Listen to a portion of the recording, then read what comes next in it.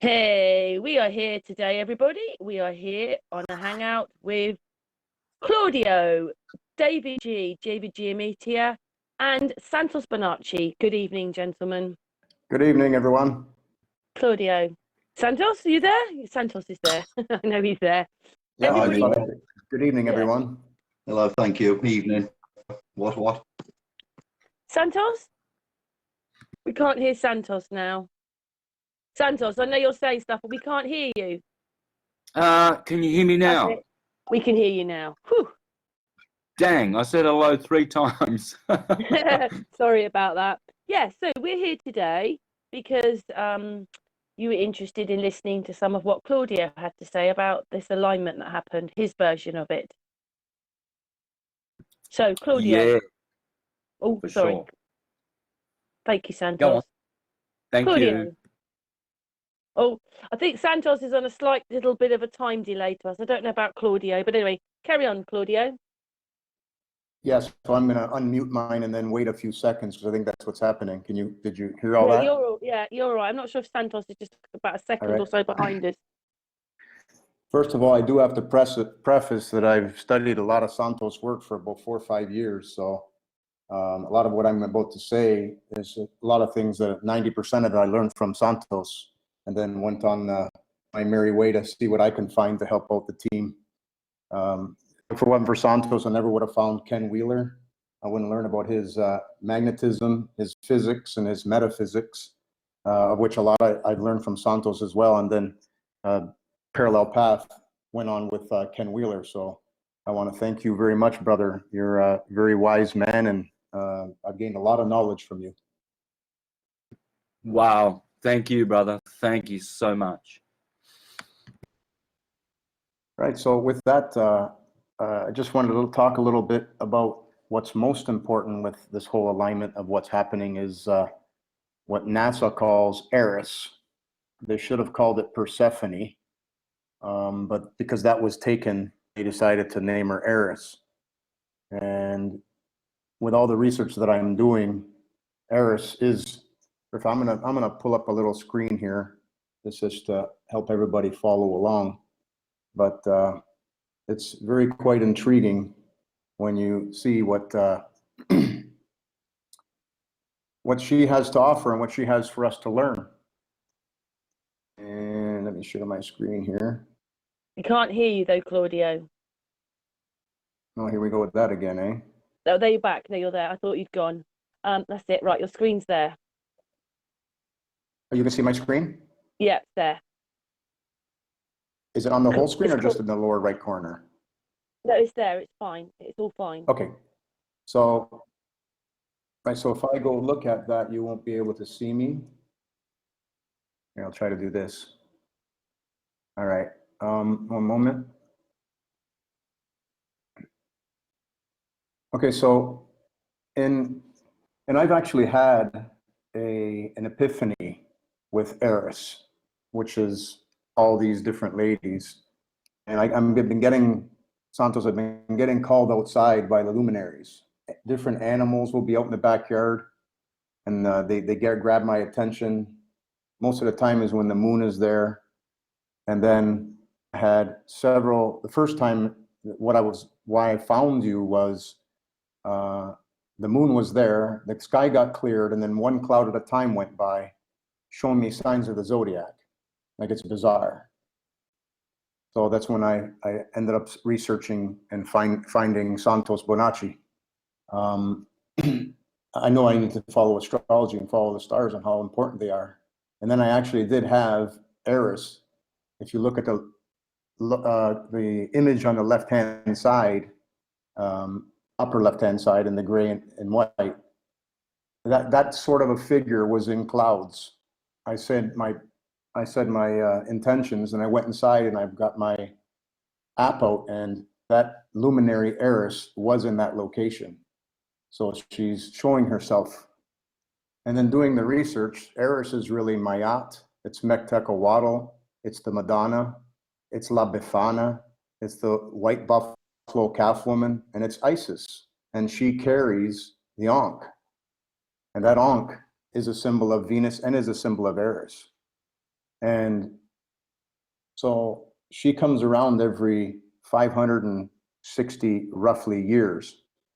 I've got so much data that I found on her being very instrumental in coming into people's lives. One of them is, it's really funny, is all of a sudden I get an out of the blue call from an Italian club in Windsor and wanting me to get on the board. I ended up getting on the board, and I end up partaking and helping out with just the function of the mass for La Madonna di Canneto. And that too is another story where the Virgin Mary, whatever you want to call her, Madonna, Eris, Persephone, showed up to a shepherdess. And there's all kinds of stories that follow that. So it's really quite invigorating how everything's unfolding and how she's getting everybody's attention. So she travels around the zodiac every 560 roughly years. So I'm going to share a different screen now, Karen. Okay, we're waiting. Yep. Can you see that? That's it. That's perfect. Okay, so I know this is really, really busy, but I just wanted to show some of the things that are in here. And if you see, you start doing some math, you can see that Eris travels around 1/60th of the clock. And what this is, some people who've seen my other videos know that this is the 60 repeating numbers that lays out the swastika, the cross, and also lays out the 369, which lands on the 18 degrees, which the Great Pyramid has been, made things timeless by offsetting the Great Pyramids by 18 degrees, and that lines up exactly with the 369. And if you start going back with Eris and where she was, because right now she's in Pisces and she's already came in and done a visit in Aries. So she's did a little jaunt earlier on. I can get into some dates later. And she's gone back retrograde and she's come back again. So before I go on further, I want to show you that she was there during Tesla's time. You take her in 9.3 roughly years for 1/60th of that clock. You can see that Tesla was born between 1856 and was born in 1856 and died in 1943. And that would have been exactly 1907 when this lines up on the 369. So hence Tesla and his 369, it's right here. It's in there. So the map is there. Does anybody have any questions? Am I explaining myself? I think he means you, Santos. Okay. Yep. No? Yep. Good so far. Yes. So I just wanted to show that she does make a presence, and you can see, and this circle of 60, to which I did not discover, but a lot of the things on here I did find from other people, and I throw it on here. And this is the universal map, and it's so tied with astrology, Santos. So I thought it was very important that you see this, because it's all tied, and you can see how I put the alphabet. I know you do a version of putting the alphabet and all the different glyphs around the zodiac. These ones here fit really, really, really, really amazingly. A is the alpha, where the 1011 is. Can you hear me, Karen? Yep, I'm listening. Did you hear that? Yeah, Yeah. I'm listening. We can see it loud and clear. It's big on the screen as well. Okay, I'm just making sure I didn't. Okay, so alpha 1011, there's only 4 places where these numbers do that. These are the gates, all right? These are the 4 gates. So the alpha's there. Omega's on the other side, 9099, right? So there's the O, Libra. 7077, there's the G, it's the 7th letter, right? So this is the light you can see. And then the 3033 is a light you cannot see at the U. So now when you start going all around these, you see the M and N is in the middle, and there's your Mona for your Mona Lisa. So then you start going around, you got the Romans, you got the Masons, you got woman, Monad, Omnia. So all these different groups, it makes a lot of sense that they were following the MNOA, the 13th in the middle, right? So there's two sides, two 13s. So I just wanted to briefly touch over that.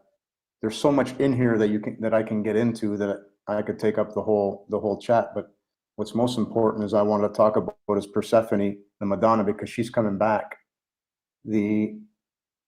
Interestingly enough, Kathy's niece had her rental property burn, and her husband is Canadian original Indian, and he told me about the white. I'm going to stop this. I'm going to go back to the other screen now. So he told me about the white buffalo calf woman, and all these people talk about this energy, this spirit, this Madonna comes back every 500 something years. We seem to forget about her. Again, she's in Pisces, and now here's where the Santa Claus comes in. And I know, and this is one of the things I learned of many that I learned from Santos. The Santa means saint. And I was in a church just recently for my ex-father-in-law's funeral, and a little girl, my daughter's stepdaughter, looks at me and says, "Oh, look, Santa." There was a saint on the St. Angela Church, a stained glass window that had the word Santa on it. And then it just got me thinking, right? And I started thinking about Santa Claus and Santa Claustrum. So Santa, the saint, Madonna, is coming into the claustrum. She's coming to see if we've been naughty or nice. So she keeps taking a peek, and she comes into Aries, she goes back retrograde, and she's coming back into Aries again in May. And she takes a little bit longer each time as she does her little direct versus retrograde. So the things that are lining up with Eris are just incredible. And I've been using this glyph, this energy, for weather prediction, and it doesn't only work with external weather, but it's internal weather. Last year, I was able to predict when the major hurricanes happened, or let me say major weather, because I'm not able to decipher which ones are exactly, and I'm narrowing it down though. I'm narrowing down which ones were. So I was like 90 to 95% accurate on when major weather was going to hit.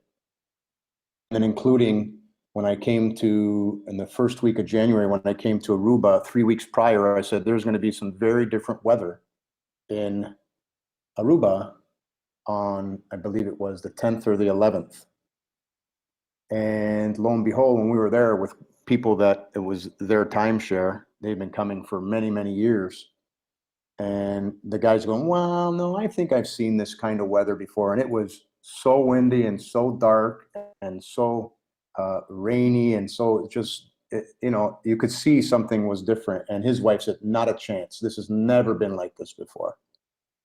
So she is showing her true colors. She's showing her wrath. She's going to be delivering her karma. I see it. I feel it. And then on that, then we had a bunch of different things happen, right? We had the three. I'll get into that. Where are we? We had let me go here. I'm going to show you. So this here are the players on what happened after the January 12th. It's black. So on January the 12th, saying it's black. I'm sorry, I guess I'm jumping. I should have went over to here. Claudio, sorry? it's a black screen we're seeing. We're just seeing a black screen. Oh, you don't see anything right now? Okay, bear with me. Anybody got any questions up until this point? David Santos? I'm here, but I'm not hearing a lot of the conversation. Something's dropping out from time to time. He's gone very quiet at the moment. He's not. Okay, it's got to be when I Yeah, I think what's happening is when I click on my screen, can you guys hear me? I can hear you. I don't hear anything fading or You guys coming hear out. me? Yeah. Yeah. Yep, loud and clear.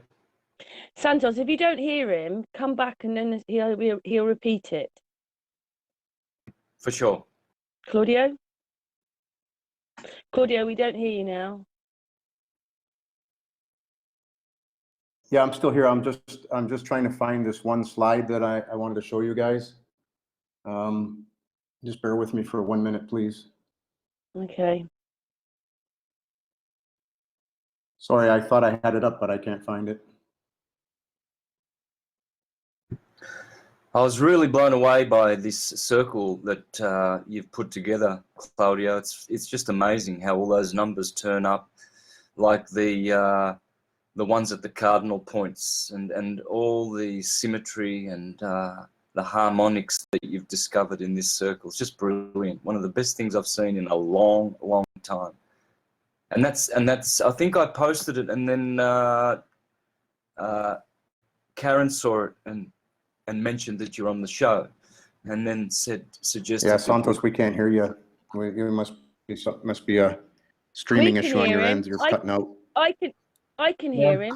I can hear him. Yeah, he's good. Right. What a shame, because I directed those comments at Claudio. I want him to know how how good this is. He's onto something just great here. It's very Claudio, inspiring. did you hear that? Claudio? Damn. Claudio. I think it's something that he's doing. Yeah, he's got something else up now. I heard like it was cutting in and out. It must be you when you're fiddling on your computer. Okay. Did you hear what Santos said? He said that it's amazing what you've done. So yeah, I heard It's that part just Claudio. at the end there. It was just starting to get a little bit garbled there. Yeah. Okay. So you guys can see my screen? Yeah. Okay, so again, Eris came in earlier, and this is a little a graph of what was everything that was lining up for the major conjunction that people think was in Capricorn, but it's not. It's in Sagittarius. I go by what I see in the sky. I can show you some other things that prove that people aren't doing it right. Because a precession every 72 years, it shifts by 1 degree. You can even see that on the Gleason map, where the meridian of Greenwich is. Even the Royal Observatory is telling you that the meridian of Greenwich is shifted, or whatever they want to call it.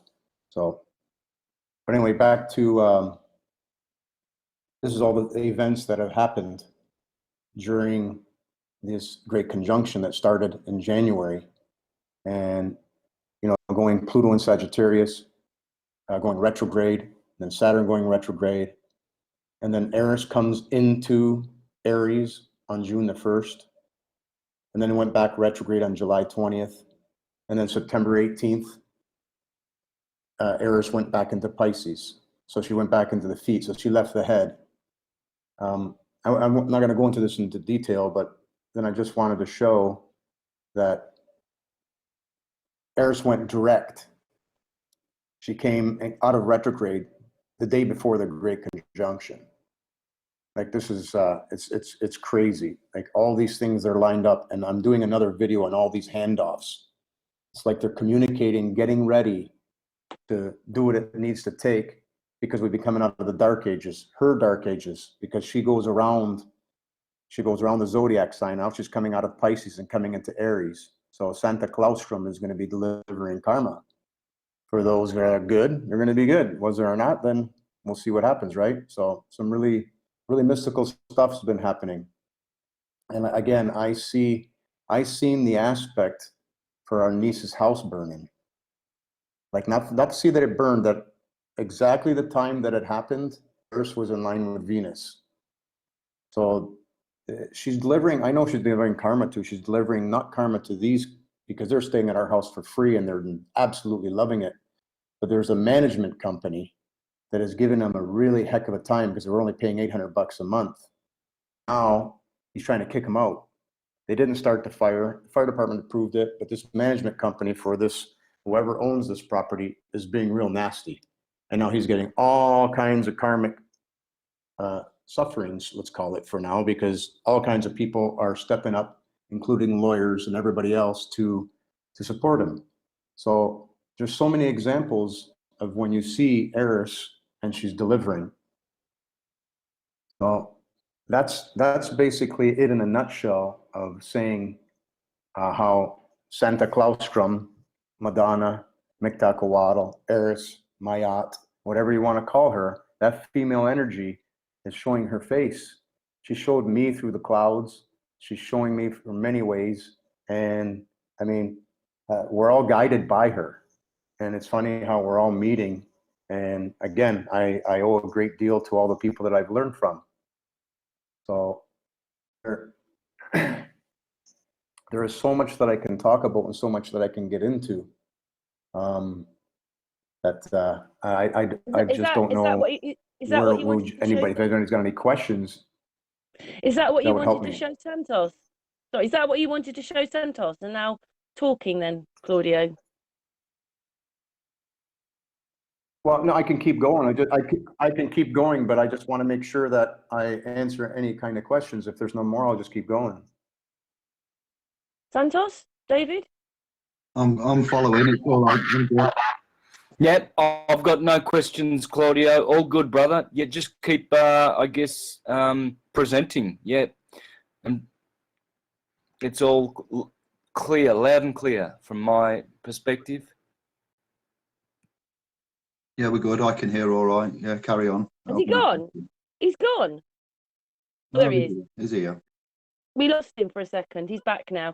Claudio, they said that they heard everything. You'll have to hear it on the master, when it's played on the channel. But they said that they haven't. They're listening to you, so they want you to carry on. I heard them. Yep.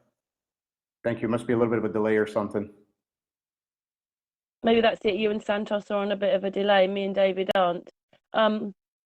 I think Santos is all right, actually. It might be you, Claudio. Carry on then, Claudio. Yeah, it could be because I am in Aruba. So, so on the great alignment, I went back and I looked to see a major weather happened, and there was 2 cyclones or hurricanes that come cyclones in the other side of the world, but there was one major one that started on January the 12th. I have these videos can be seen on my YouTube channel, but it is 100% that she caused and was part of with the luminaries all this stuff. So all these different things that have happened. I don't want to go into detail here to be redundant, but if people want to go through this, you can see that all these alignments are like 100% lined up with this weather patterns. Man is not doing it. Government is not doing it. Somebody wants to, I don't know. I don't know what people are doing to try to either trying to make money on their clicks or what they're doing to try to scare people, whether it's the government doing it. I don't know, but the luminaries are 100% controlling the weather. It's repeatable, it's predictable. Again, I'm still working on the where, because the whens I've got pretty much nailed down. So you can see on this slide that I'm showing you, the peak was January 12th, 13th, and here's the data. And go figure, it's called Cyclone Claudia. Coincidence, I guess. Haha. So then we had 3 volcanic eruptions on the 11th and the 12th. So Atal volcano became very active. I went through and I just talked about all the different things that are happening. I'm showing some potentials of the where, because this is research, so I'm sharing my research. I'm not saying this is exactly right, but you can see Uranus. Uranus is in charge of wind. I mean, it looks like a windmill to me, but everything that I've been following, I know the different conjunctions that Uranus is in, we get winds. And it was at the exact time Uranus was in line with the tall volcanic eruption and then the whole Great Conjunction. So, and then you can go and look at Mama Moon. She's the keyboard player. She's the fastest one that touches everybody. So, and you can see how the handoffs go. So then people can go and watch this video. And then I started looking at, okay, so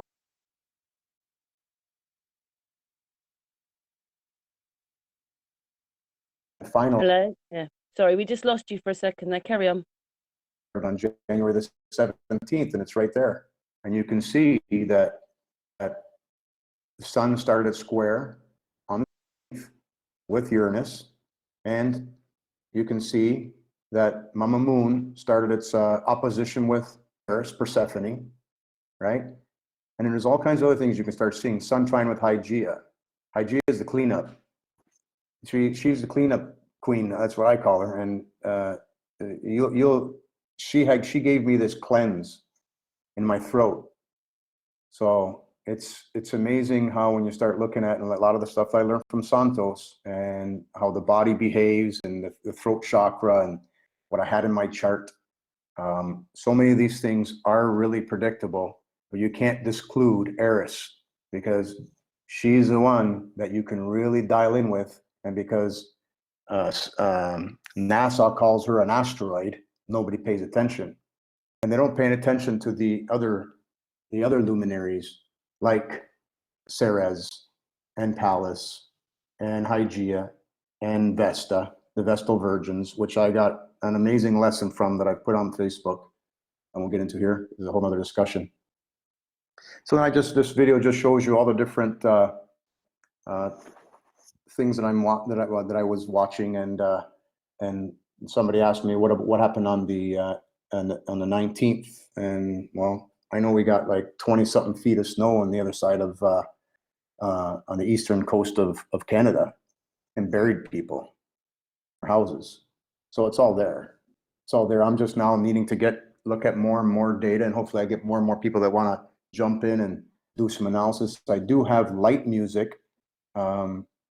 He's offered to help and make an app such that I don't have to go and manually put the luminary locations inside where they belong at their declination and their latitude. So this is something that will help me out tremendously. So it's an amazing timing thing. It's an amazing luminary thing. It's invigorating to know, and with everything that I've been taught from great people like Santos, Ken Wheeler, and so many others, and the brothers David and Dave, and I could go on and on and on. That this is all piecing together, and there's so much. Sorry, Santos? Hey, Claudia, what's that word there in between conjunction and Uranus? It looks like Taal. Yeah, that's the Taal volcano in the Philippines. Okay. So what's going on here? Uranus is in conjunction with what? And Great Conjunction. Say again. You broke up there, brother. Could you repeat that? So Uranus is making a straight line between the Great Conjunction. If you can see all those little luminaries there, Mercury, Pluto, Saturn, Ceres, and Sun. Yep. Like I said, this is research. Is this what caused Tal to go? Uranus in line with those? I don't know. This is, like I said, this is just a guess on my part. It's just something that I've noticed. I'm trying to look for patterns of what makes these things. Claudio? I'm still here. I was just seeing if I answered Santos' question. Oh, okay. Did I answer it, Santos? Yeah, it did, for sure. There was a bit of breaking up there, though. Just so you know, guys, I'm not hearing a complete, good, healthy feed. I don't know where it's coming from. I actually think that it's Claudio when he's actually messing around with his computer and he's blanking things out. And can I just say something as we're here, Santos? Do you remember the last hangout we had? And we said that that noise was happening. We had a hangout next with Martin Leakey, but Flat Earth British. And the only person that had the same marble sound going round and round was him. So it wasn't you and it wasn't him. I just wanted to say that, by the way. Right, there you go. Okay. It's them. Could be. It could be. Yeah, it could be when I'm moving my cursor around or something. Yeah. So yeah, carry on then, Claudio. Right. So Santos, the other thing that I wanted to point out is that river of heaven that's shown on the 369. That's at approximately 28 degrees Sagittarius. That's lining up with the Milky Way. It plays a major factor in all this. And this pole shift everybody's talking about, well, all these luminaries, this great conjunction happened right around the Milky Way. And they were all jumping across the river of heaven, so to speak. So if you do get a chance, Santos, to watch a couple of my videos, I'd like some feedback from you, brother. Yeah, well, I saw the one that I posted on Facebook and on my YouTube channel as well. So that's probably the only one. How many more videos have you got on there? Probably half a dozen. Beautiful. I'll go in there and check them out for sure and post them on my timeline as well. Get people to share and like and subscribe, etc. Just to continue, supporting your work and making it grow, because this is really, really good. Now, all of these placements of Capricorn there just over Australia, have you deliberately done that? So you've got Capricorn and Aquarius over Australia, right? So did you choose that, or is that just random? I'm not following you. Can you ask it again, please? Well, the map that I see up, you've got Capricorn outside the ring of the Yes. Earth, and Capricorn and Aquarius are in Australia. Is that deliberate? Did you choose that? So yeah, what I did is I dialed this. So at that exact time of the conjunction, that's where the luminaries were. So all these luminaries, and if you look at all the on their stint back and forth on their ecliptic. So yeah, this is all manual Photoshop. Like I said, light music has helped me try to automate it. Right. Nice. We sorted then on that one. NASA's Jet Propulsion Laboratory. So it'd be nice when somebody finds out the calculations and the equations, so we don't need to rely on them and just using ephemeris status, ephemeris, or however you pronounce. I think it's just a connection thing that's I've going been on. playing with it, this app, so we can see how these luminaries and these different patterns that they're making lined up with the different major weathers, which will also help people for their internal weather, because I feel it, like the sore throat that I got that lasted, I knew exactly when it was going to go away. And it did. I did that with my wife 2 years ago. It's all cleanses. It's not viruses. They're lying. People are lying. They're not viruses. They're luminary cleanses. They're in your chart. I've got proof. I haven't put anything together as far as a video or anything else, but I've got snapshots and I follow it. And when it's time for a cleanse, we cleanse. All these energies are trying to clean our body. And if we have a whole bunch of filth in there, we feel really crappy. And that works for every chakra, including the head chakra. So when mama comes back and there's filth in our head. I just wondered what Santos' take on that then. About the flus and things being cleansers, luminary cleansers. I think that's what Claudio calls them, yeah? I think that's right, yeah. Yeah, for sure. Absolutely. The body knows how to detox. So when you sneeze, that's the liver being congested. So the organs get congested and they talk to us, I guess. So all this pain as well. Pain is there to tell us that something is needing to be healed. So I would agree with that for sure. Thanks, Santos. Claudio? Yeah, that's awesome to hear, brother. It's awesome to hear. It's, it's like it can't be coincidence. And all these people are lining up in our lives, me and my wife's lives. We're renting a place from somebody, a local in Aruba, so we can stay longer because we just amazing abilities that we're going to get into more when we have more discussions. We just briefly spoke today, but there's obviously a reason why we're here with this family. And it's pretty amazing that once you jump in and say hi to the Madonna and understand that she's coming around the mountains when she comes. If you look up the story of she'll be coming around the mountains, it's about the Madonna as well. It's about her. Ha, of course. Whenever any song is talking But what's about this? she, Go ahead. it always goes back to the Madonna, Isis, Mary. Can everybody hear? Right, I just got to Claudio? figure out what the 6 white horses are. It might be the same thing as the white buffalo calf woman. So if no other questions, I'll just go on to another screenshot that I wanted to show you guys. Claudio? Yeah, I'm here. I'm just having the next screen up. Okay, on the actual computer, it's just your icon, not the screen. But on my phone, I can see a map. Yep. Yeah, but it's not on the computer right Was it? now. No, Yeah, I was just getting it ready. Do you see it now? that's it. Yeah. Okay, so this is the Gleason map.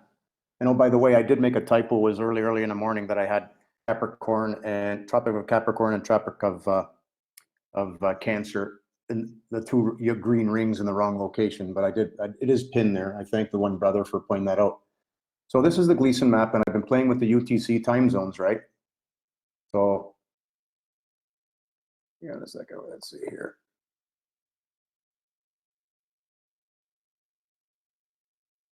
See the meridian of Greenwich, 12 o'clock noon. And then each hour is UTC 1, UTC 2, UTC 3, UTC 4, UTC 5, right? And UTC 5 is supposed to be Eastern Standard Time. Well, when you look at this, no, it's not. Eastern Standard Time is in UTC 6. So what's happened? Same thing as tropical versus sidereal astrology. So it's off by, from what we know, is 23 degrees. It makes sense to me right now. That's roughly it, but I'm not taking that as gospel because I'm going to work it out myself. I don't know if Santos has anything to share with that or not. But and the Royal Observatory knows that something is shifting, and that's why they're calling it a pole shift. So everybody's starting to realize that things have shifted. So I'm also wanting to do, and if anybody has any information, it used to be called the Meridian of Alexandria. So the Meridian of Alexandria was obviously back in a time when the precession was in a different age.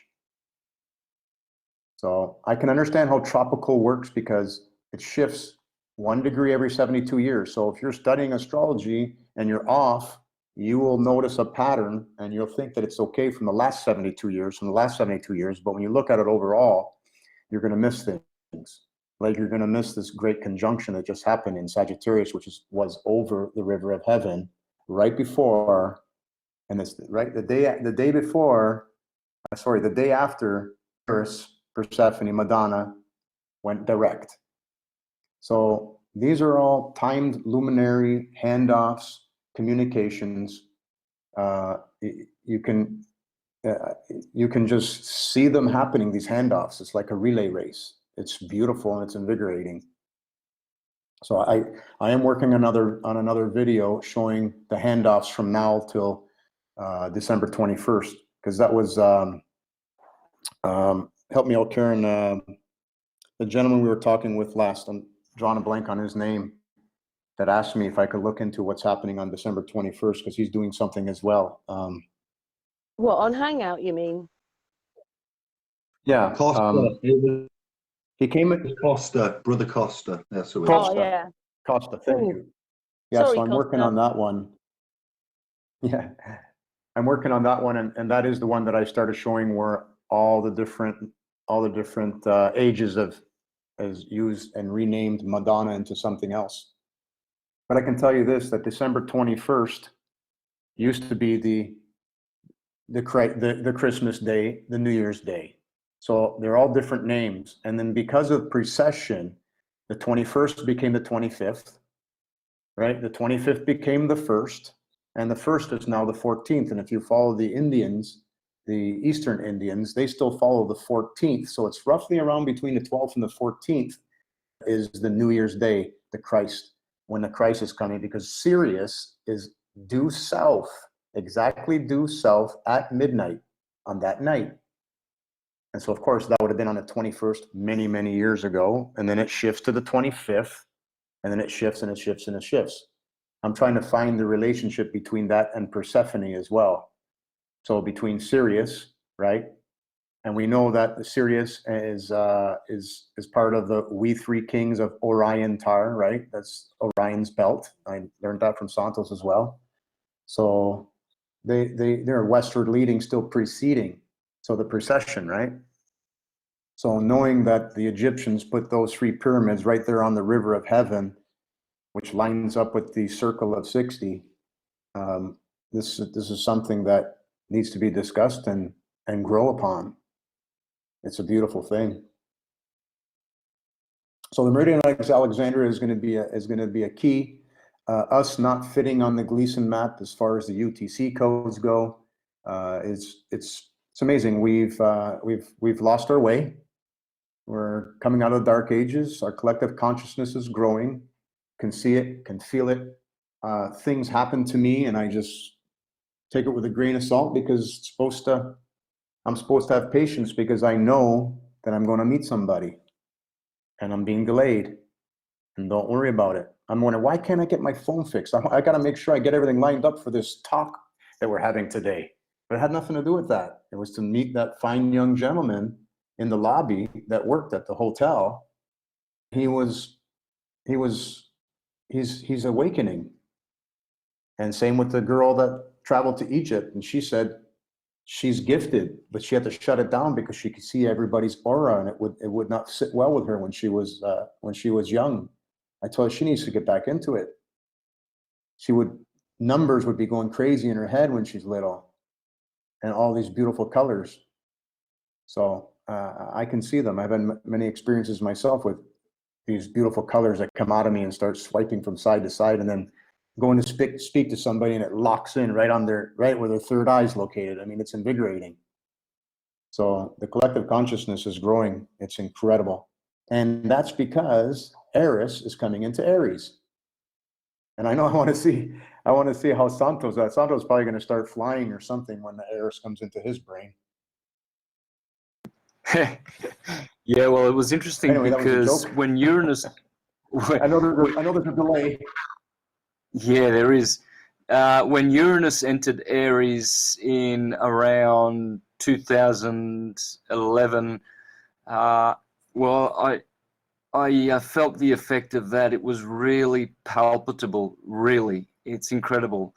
So that's going to be interesting because it'll enter Aries. Eris will enter Aries in around my birthday, right? Claudio? Yeah, in May. In May, she comes back into Aries. Ah, okay. Yeah, Great. in May, she comes back into Aries. Great. That's interesting. Really interesting. Yep. I mean, we know everybody's going to have a different perspective on it because everybody's DNA or their chart is different, right? Yes. So you like what you're seeing then, Santos? You like what Claudio's saying? So that's pretty much. Oh. So I was just asking Santos, do you like what you're seeing then, Santos? You like what he's talking about? Oh yeah, this is mostly transcendental science because it's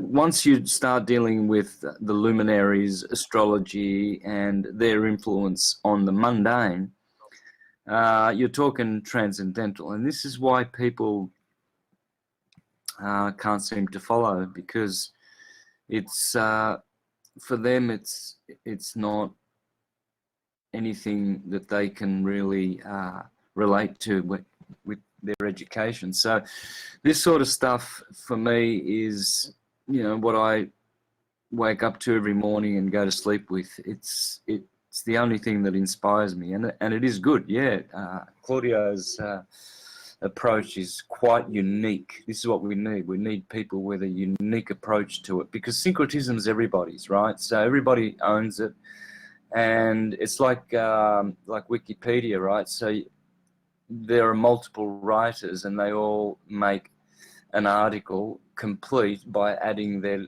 pieces to it. So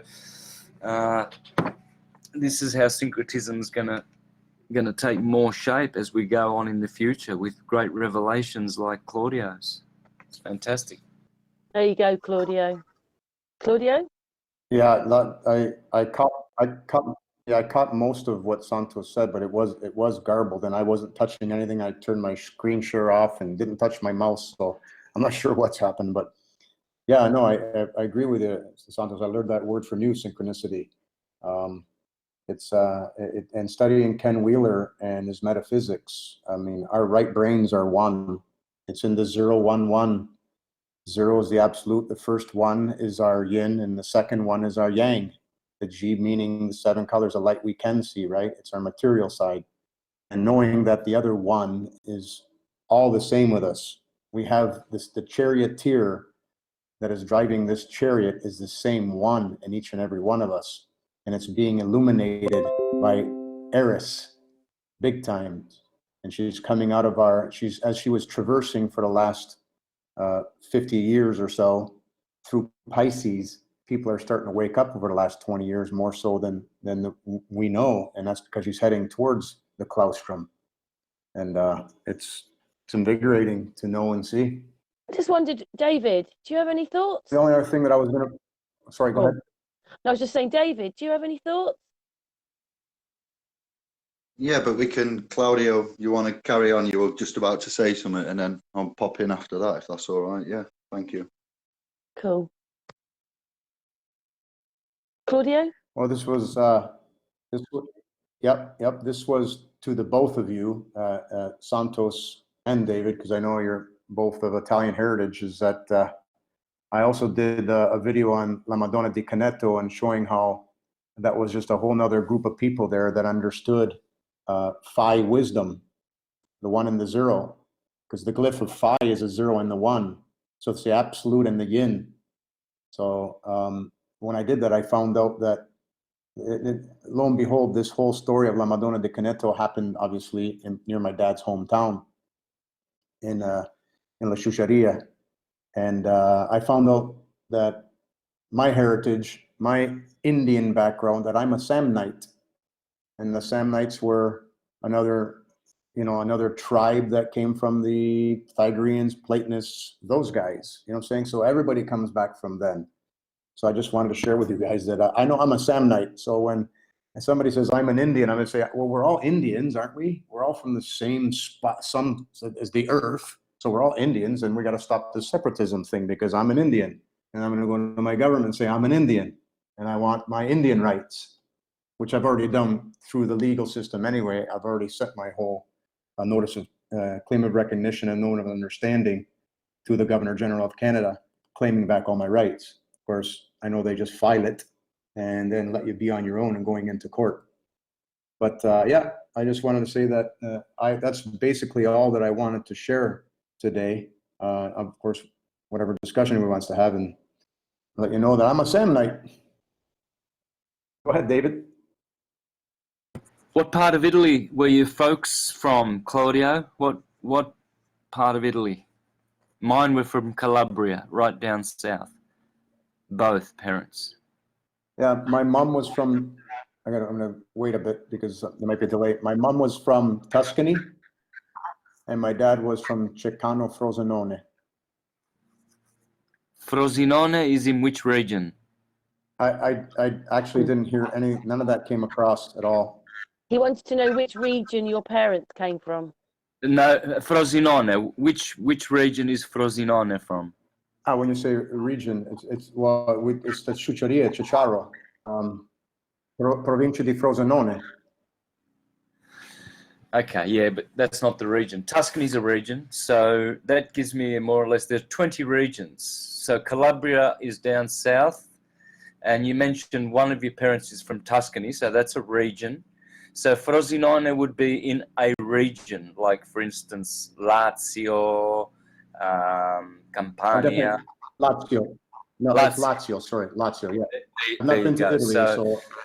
Lazio is the original word for the word Latin. So when people are thinking about anything Latin, it always goes to this region where Claudio's other parent comes from, Lazio. Lazio is the region around Rome. And so this is where everything Lazii or Latino comes from. So you are a true Latino and a true Etruscan because you have one parent from the Roman stock, the Latin, and the other one from Tuscany, which is Etruscan. So you're pretty, man, you're pretty unique there, really, when you think about that combination. Wow. Wow, that's awesome. Thank you for sharing that. That's really amazing. That's makes sense too, with Lazio being Latin. And I know there was some things that I've stumbled upon that region. I mean, and there's so many different regions around the world that had all these different tribal people that knew truth. They were just segregated it with time, I guess. Yes. Do you know, it's telling me though that we're all immigrants then, all of us, because I have German, Jewish, French relatives on my dad's side. My mum's Welsh. Yep, we are. We're all immigrants, really, because you're Italians living in Canada, living in Australia. Yep. David's also an Italian. Yes. So none of us are in our original country. That's right. No. Because we don't. No, you see what's happened with the advent of the Jesuits and then the takeover of the Freemasons, everything of our history has been pretty much, I wouldn't say wiped out. It hasn't been wiped out. They can't do that. You know, there's evidence that only just a few hundred years ago, every culture really knew their astrology, their syncretism, their sacred sciences. It's just been covered over, kind of, you know, with mud. But it's still there. That's how come we can still do syncretism. So this corruption, this real final blow against the world of syncretism and truth, and the Tartarian model that was still around even in Bolshevik Russia, you know, up till the Bolsheviks.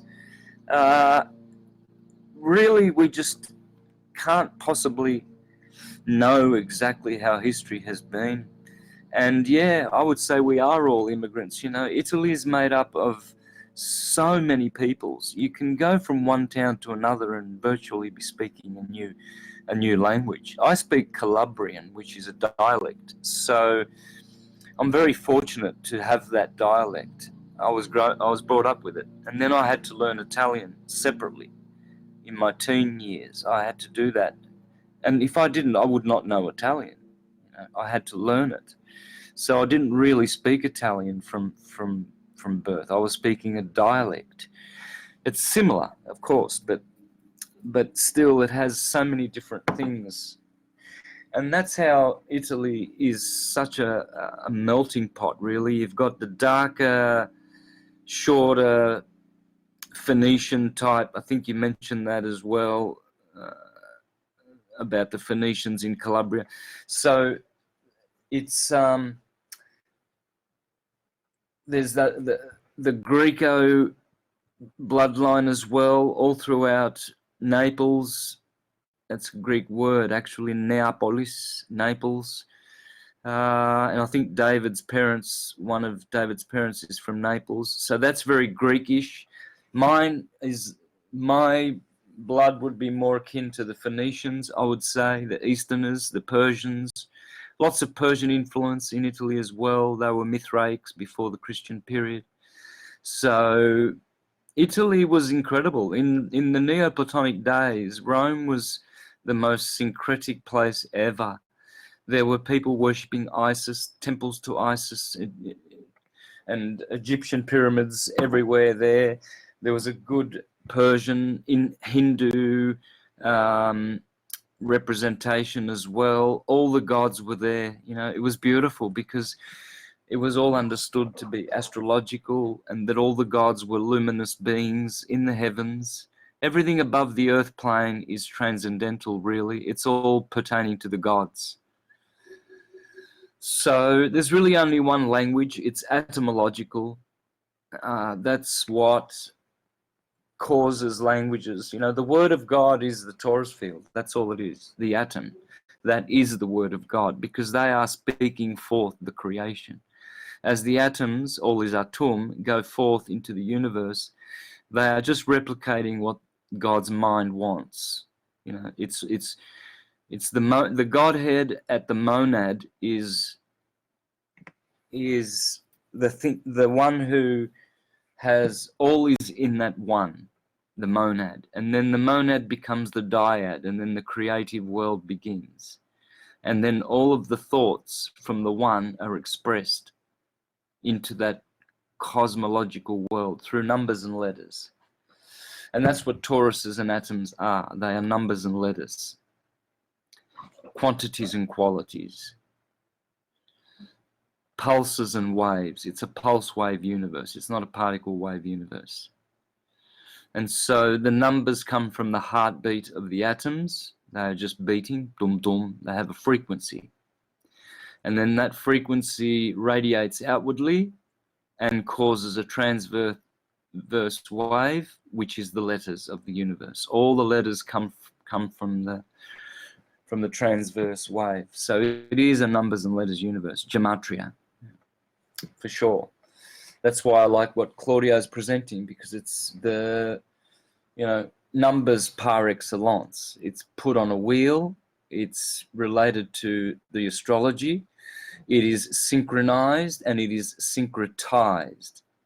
So those two words, when they come together in science, it's beautiful, because to synchronize something means to bring it together in time, and therefore unity consciousness. And then to syncretize is to bring everything together in your mind, in your thinking, so that they are all harmonious and interrelatable, which they are. They have to be. All right, I'll hand it over to someone else. Thank you, Santos. David? David? I'm here. All right, thank you. Well said, brother. That was poetry in motion. It almost making me think that man being atomic, and the heart reference in the center of the atom with the beat and frequency on the cymatic. But don't let me digress. I'm gonna pitch to Claudio, and then after I've done that with what he's said and what he's covered there, my feedback on that, and then I'd like to just pitch to Santos about recent things and where we are. So sit down and strap in. All right. My area is what was I going to say now? It's Siciliano in Sicily, where my granddad Vincent is from. So yeah, I've got Greek and Italian side. So Selvaggi, Bonacci, and Jeremita. Interesting, and I'm honoured to be with you boys. So yeah, the circle, what he's got, what Claudio showed us, he did explain on a previous podcast we had, Hangout, that he obtained those numbers by using the golden ratio or something like that. He is very accurate. It has got striking connotations with as above, so below, as above. You know, we've got the cherubims and so forth in the bits that we've read about, and the electromagneto frequency, where universe, matter, antimatter, what we see, and our research and discovery is he's blown me away. I thought you'd enjoy his works and the way he presents, and he's very articulate. I definitely think he's an indigo or a crystal or a rainbow or something along our lines of initiates of self, a self scholar. So Claudio, you're a legend, and I'm glad Santos has taken that, you know, and feedback of, because I've got some feedback later with regards to the Christmas times and the sun and the rebirth and the celebration. My line of like law type work is how I've become to get linked in with the zodiac and Jupiter, Peter, the Gospels, the spelling, occult symbolism, and so forth has led me to the sun, the Bible, the bibliothèque, the New Testament. You know, it's very mixed up. So I've come into the zodiac and the planetary alignment through a different avenue and met, you know, one's minds like Santos, like you said, is been around in the game long time, and is put it out there for us to contemplate. And we've all gone off, like you said, we are. That was good, that about Wikipedia type, you know, as some influence, that we all write a little bit and complete the story, and only together doing that will we. And that's exactly with Josephus and Joseph Atwill and things like that. You bang on, because Caesar's Messiah, again, it's massive. The journey and the works that we do, I've enough love and appreciation for this, because yeah, it is coming together in Aries and the dictionaries and the constabularies and the Aries connection there. I just thought I'd throw in, because those dictionaries have helped me decipher etymological gematria, numbers, ratios, phi, pi, golden, etc. It's all linked. It really is. So the zodiac, kingdom of God, would be the animals, and the zodiac and the animals in the zodiac, kingdom of God. You know, the zoo, the zodiac, the zoo, they're linking on zoology. And with the moon and the sun, the rebirth and the savior, you know, it's just amazing how we've got the different stories, as you've pointed out there, and Santos gave the feedback. All I'll say is that I've got into this now with the notice of the 10th of Jan to the 13th of Jan. This, I know it's a bit of an important time for the new year. On the 12th we had with the timing of the, you know, different calendar alignment and how we see things. So the indigo lunar eclipse, wow, I didn't know. A sister on another channel brought this, the wolf moon. Santos covered the Red Riding Hood and the wolf, and the symbolism and the syncretism between, you know, the translations of this data and information. And much like the Bible, it has layers of ways of telling you, you know, what these stories are. The literalists are getting hit the most hardest, like the FE world, you know, has done recently, because we are recoding and using these times and dates and syncretisms, though, are really satisfying for me, because I'm feeling energized and charged with these, you know, numbers and times. And Claudio, respect to you for linking all that in and displaying it in your own unique, original, you know, well, you know, produced way there. And I'm just gonna leave all that there, because it's something that's work in progress. And I know the 21st of December is something like a 6,000 year a planetary alignment of the luminary, well, most of the zodiac, the solar system alignment. The last time these were this alignment, you know, forces, magnetism, electro happened was 6,000 years roughly, and they were portrayed to see the heavens come down. What were they then? The astrologists at the time, and that's because I researched the millennium bugs and clocks and data and times, and that stone tablet that they said was Mayan, and it was the 2012 end of calendar disc that they show, and that's allegedly been now moved to Aztec era.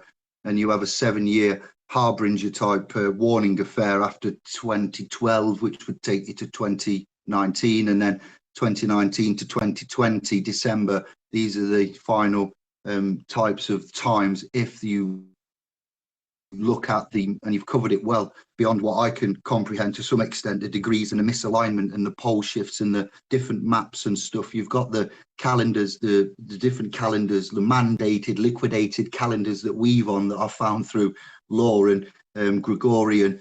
The Sabbath being on the Sunday here when it really is, the first day of the week, and Saturday would be the Sabbath. So Enoch's calendar and different planetary alignments and calendars have led us to, we are lost.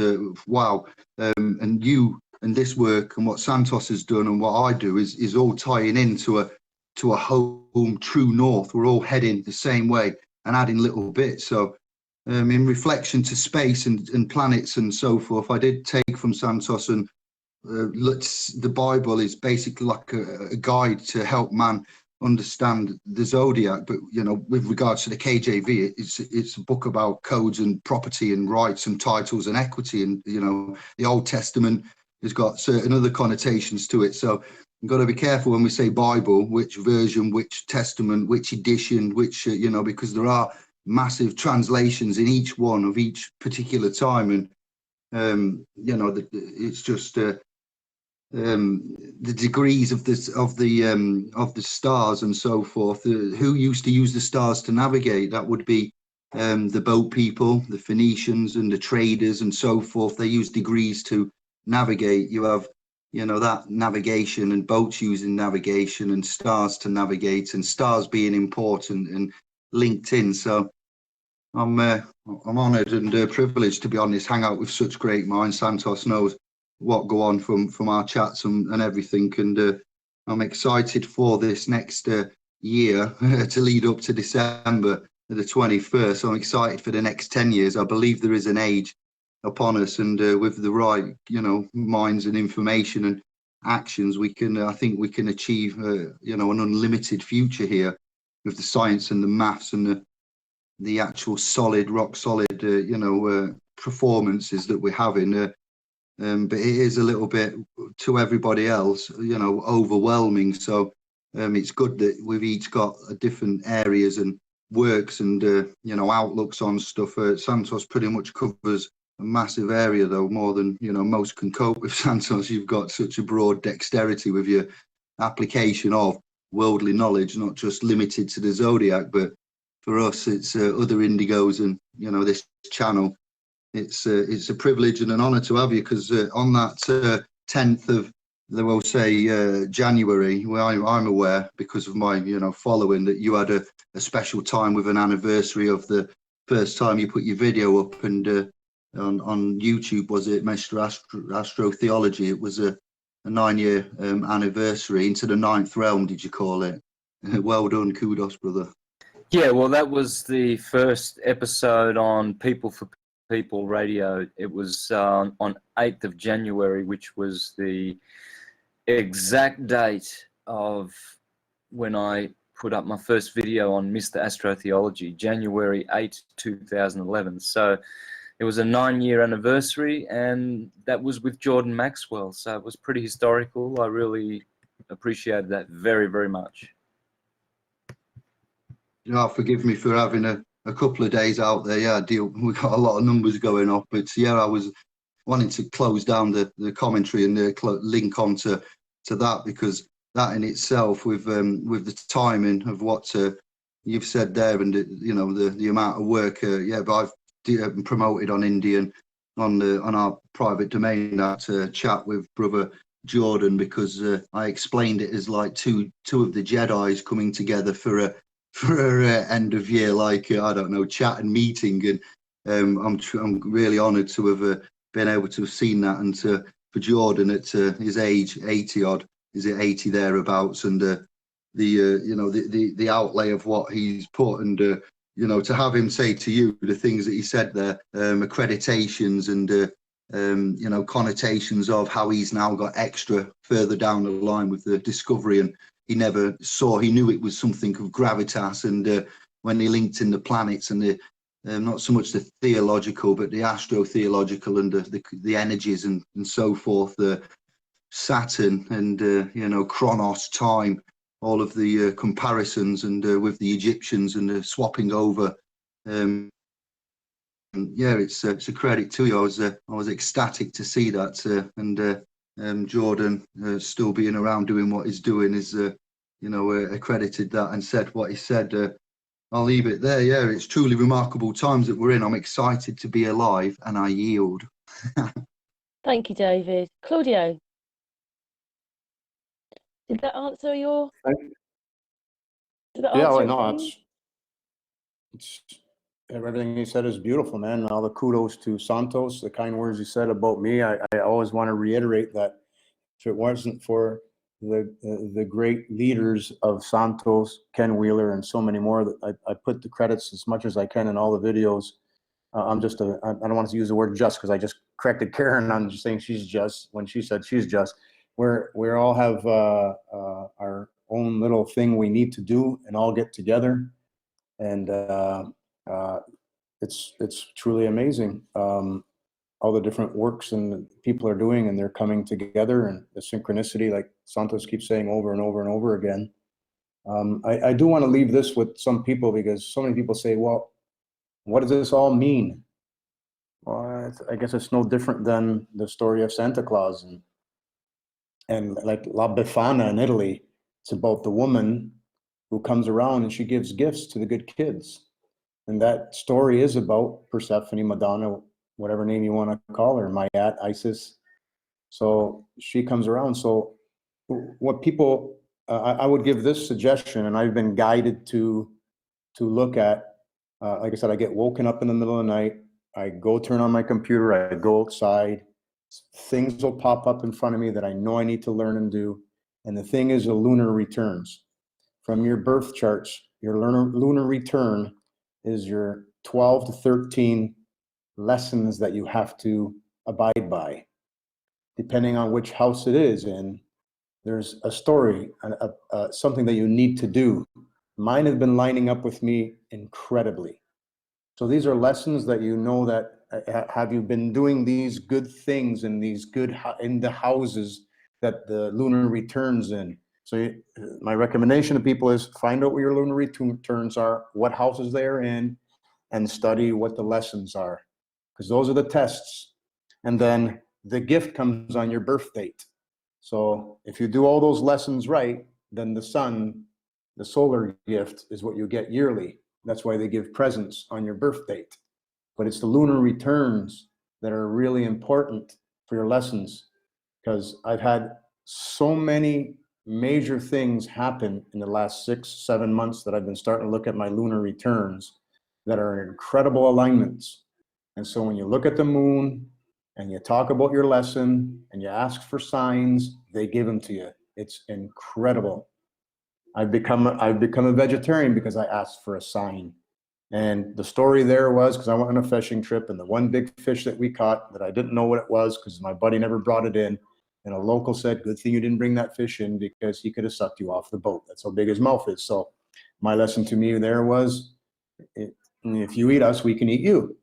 So that's just for me. It's on my own journey. I'm not telling them they need to be a vegetarian, although if you want to go and look, all the original Pythagoreans, Egyptians, all them, they were all vegetarians. But it's important to start looking at your lunar returns. That's how Mama is going to grade you as she's coming in and out of your head and looking at your claustrum and seeing if it's good or not good. So I just wanted to drop that out there. I don't know, Santos, if you can add anything to that, that'd be greatly appreciated. But lunar returns. Go ahead. Sorry. Can I just say something? Very important words in this whole thing are nearly your surname. Santos, Giamitia, and Claudio. Just wanted to say that, by the way. Also, is this where they're changing the Bible all the time then? Because they've got to match up, because everything's moving, and they've got to match this Bible up to those dates. Just wondered, guys. That's a tricky question to answer. That I could say that the Old Testament has got, the Hebrew and the Phoenician, and like Santos and Jordan have covered. If you go to that video, and have a look at Santos and Jordan chatting, they're talking about the controlling families and the lineages. And I mentioned what we've been told to look at: Josephus, Josephat, Will Caesar's Messiah. The original Hebrew and the Old Testament is nothing like the New World, the New World translation and encoding of certain storylines and, bondage, slavery, coming with Jesus as Christ is what man is now, thanks to Santos and the works and the studies and the applications of what we've done. So I would say that the KJV is a handbook. We would say in our research and diligence is another way of a story to be applied of property titles and rights. So each book is from a lineage and a time and an existence of which is for its time, like the Black's Law editions of dictionaries. If you want to research particular areas of law and you're in the 1800s, you're best off using a dictionary that's got the definitions from the 1800s, not using Black's Law 10, which they're on now in 2020, which is current definitions. You'd need the 1800 publication. So this is just a game that's rigged. It's full of pitfalls and nastiness and stealing of energy and hoodwinks. And I don't take pleasure in saying this, but brothers, the Zodiac's in there as well, and it's a story of the stars, but loosely threaded. It's many things to many people, and it depends on how you look at it. Is the world's greatest story, and the events contained within. But it's fascinated me, and it's not over because you've got the Assyrian, the Dead Sea Scrolls, and the Sumer, the Numa Elish, and certain other bits like Zoroastrianism, where we said, Santos, before, we touched loosely on that in that timeline lineage that I wanted to try and explore. So it truly is a well of energy. I yield. Santos, you want to say something? Your microphone's off. Oh, he's put it back on. Santos, do you want to answer any of that? I didn't really have any particular thoughts. No, I just appreciated David's comments for sure. I meant with Claudio as well, because he said quite a lot as well. Ah, that's right. He had a question for me. I forget. Yeah, I got to try to remember. I got to try to remember it myself now. My brain's going in so many different directions. This is so invigorating. I'll try to, if I think of it, and I'll repeat it. Okay. I don't know how much longer. Oh, go on then. I remember what it was. It was to do with the lunar return, Santos. If there's anything that you can, I don't know if you're sure if you've studied those or not. Probably have, but if there's anything you can add to that, that'd be awesome. Yeah, look, that's one of the features of astrology. I tend to use the solar returns more. I find that by the time I've done a solar return, transits, progressions, and everything else, I don't get much time to do a lunar return. But yeah, they're all beneficial, guys. The mechanisms of the universe are so reliable and so predictable that once you monitor them, tap into them, and follow the courses of the luminaries, you'll be able to see how everything unfurls at their order, at their direction, really. Because returns and progressions and transits and all of these things, they're all about sonoluminescence and frequency. So when a planet is said to be in a sign, it means that it is now channeling energy from that part of the heavens onto the Earth theatre plane. So each sign has its own frequency. There are 12, of course. They all have their own signature frequency. And then within the signs, there are many other little compartments. There's what's called the decans, for instance. There's also what's called the terms. And so every sign is divided into 5 terms, ruled by one of the 5 luminaries: Saturn, Jupiter, Mars, Venus, or Mercury. And so each 5 planet has a certain amount of degrees allocated to it within a sign. So for instance, the first 6 degrees of Aries belong to Jupiter. Those are the terms of Jupiter. Then the next 8 degrees belong to Venus, then 5 to Mercury, then 4 to Mars, and I think 5 to Saturn. And that would make up 30 degrees. And so not only do the signs get their specializations, the 3 faces or the 3 decans, and then the 5 terms, but also there are 30 degrees. And each degree has its own frequency as well. So any given planet on any specific degree can be stimulating certain frequencies at the time. And not only does every degree have its own frequency and its own meaning and significance and power, but each minute of that degree. And then within the minutes, there are 60 seconds as well. And each of those seconds, they all have their own frequency and their own meaning. So this is how astrology can be the most accurate predictive science there is. Once we have enough data to be able to put into any machine or a computer to be able to compute all of the findings, we will know what every degree, minute, and second of arc of astrology, what it could possibly mean. And this is how the ancient Egyptians and Babylonians used to make the most accurate predictions without ever failing, because they knew that if, for instance, the sun is in, let's say, the 3rd degree of Aries, right, they would go to their books and they would look at the 3rd degree, and the 3rd degree would have, let's say it's a degree of war, right?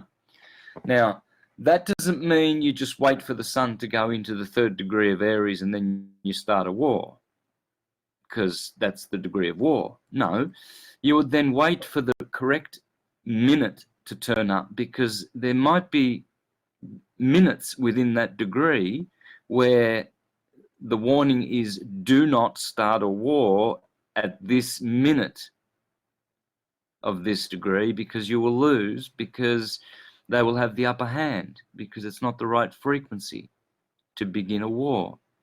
So they might have to wait even just 30 seconds for the next minute to clock up to find a good one for attacking. Then not only do they wait for that, they will also wait for the right second to turn up, because again, there will be 60 different seconds within that minute, within that degree, whereupon you should not act. And this is how incredible this science is. And this is why Rome and all empires burn and destroy or withhold the information. For instance, there will be many astrological volumes out there in the Library of the Vatican, which will actually tell you what the different meanings of all the different minutes and seconds of arc, what their meanings are. You know, if you had all that information and you were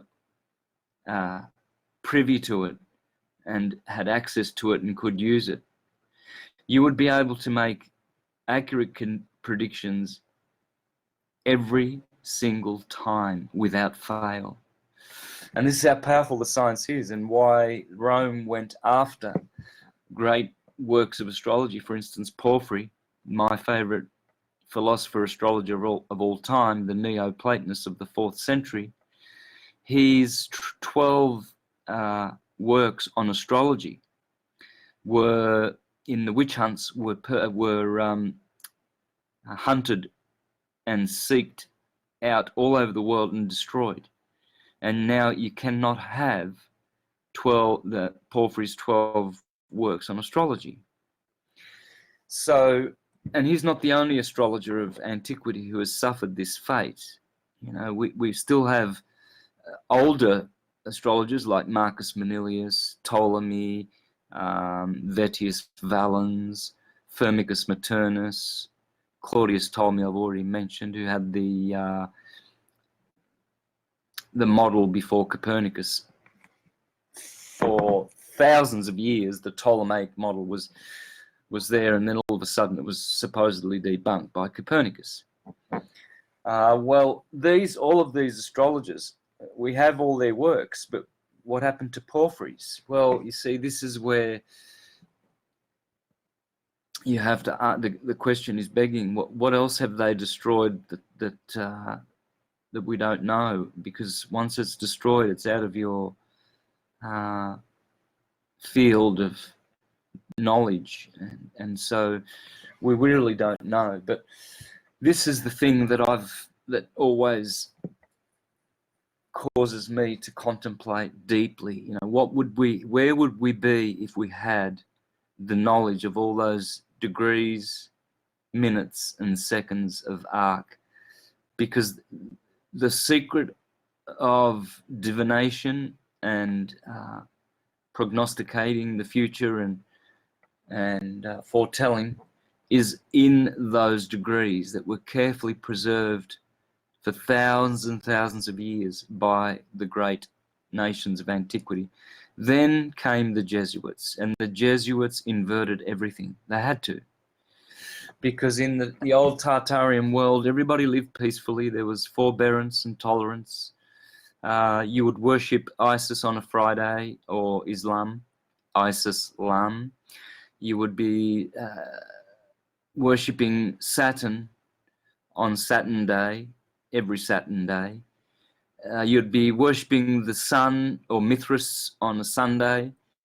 Every Thursday you would be going to your Christian church, Jupiter, Zeus, Jesus. You'd be practicing Christianity, and every day you would acknowledge one of the 7 luminaries. And it didn't mean you had to be just Christian, you know, just a Thursday worshipper. You were all of those things. You just wore a different hat every day because every day had different energy. So, and this is also in the day you're born. I was born on a Sunday. Solar people are very vital. They've got lots of energy. They love public life, and they also like to be retiring because the sun is solo, and loves to be alone, solitary. So it describes you, it defines you. You know, if you're born on a Tuesday, you'll find that you are very, you know, most people who are sportive and athletic, they were born on a Tuesday because that's Mars. Marathon, martial activities. You know, people who were born on Wednesdays, you'll find that those are writers, clerics, speakers, politicians, lawyers, communicators, travelers, etc., etc. So,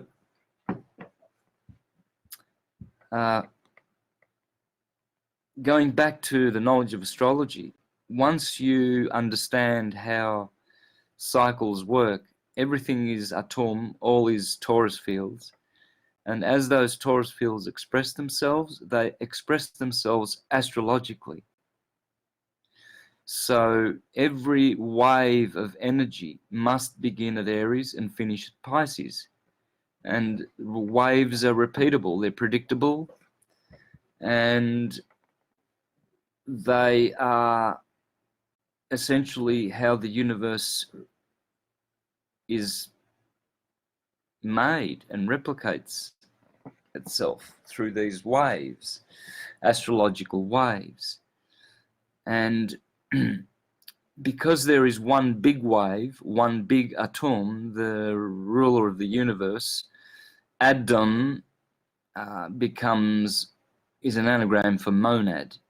Monad, Adam, atom, it means unit.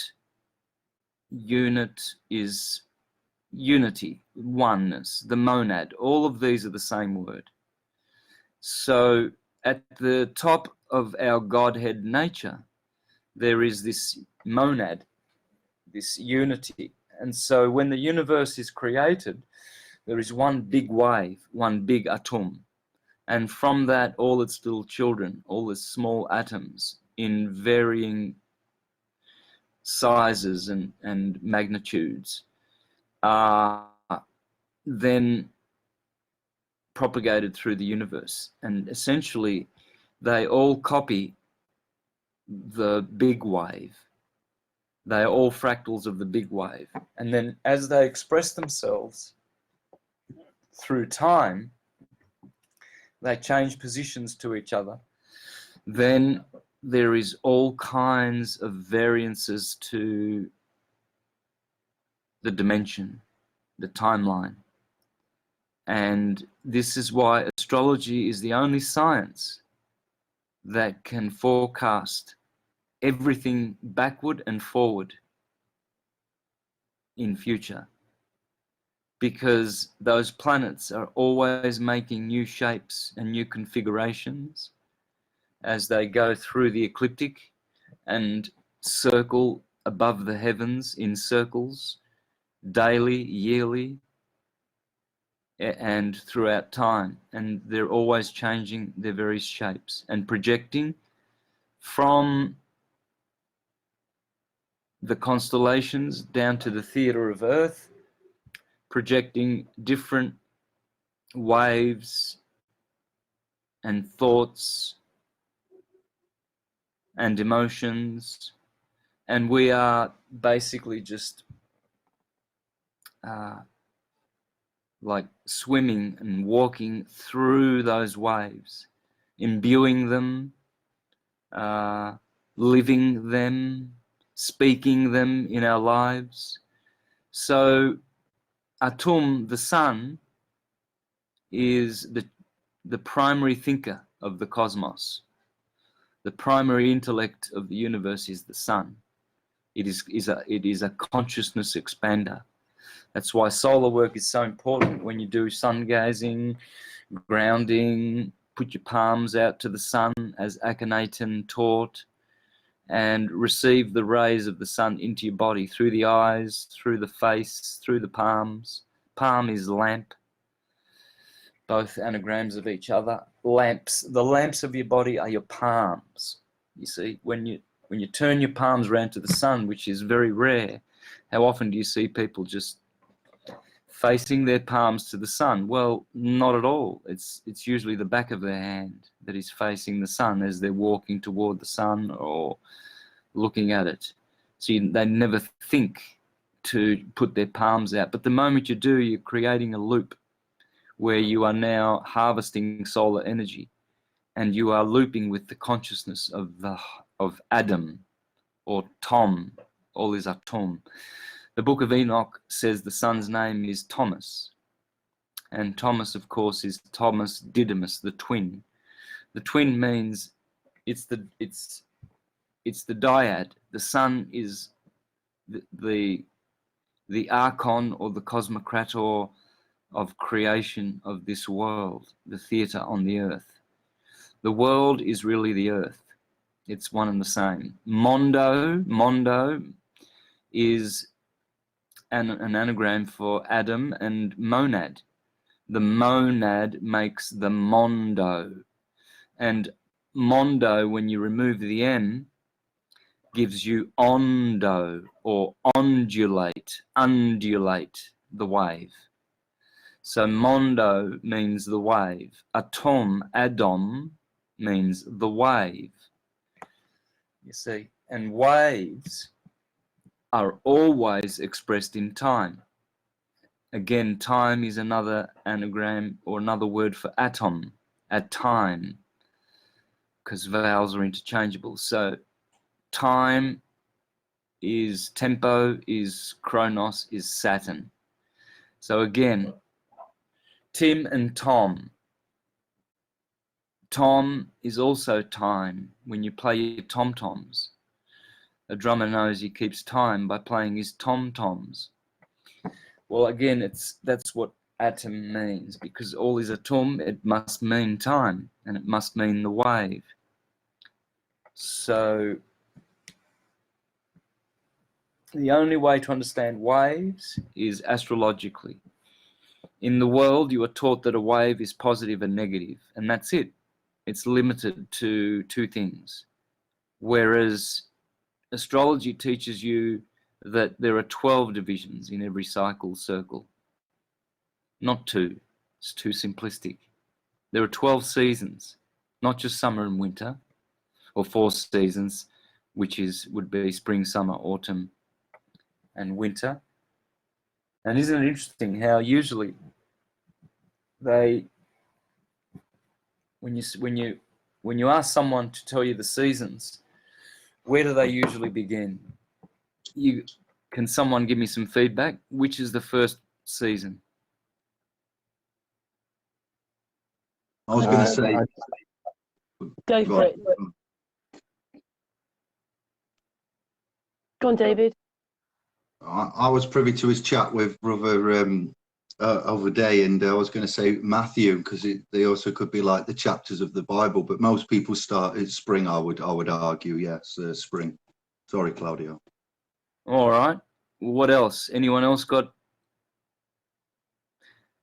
Well, this is like a test for me, Santos, because you've said it before, and I've studied your work. But for me, Well, the beginning season is at the bottom of the wheel.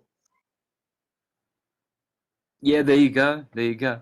So, but I usually hear people in Australia saying summer, autumn, winter, spring. Which is okay. It's absolutely okay. But you see how astrology can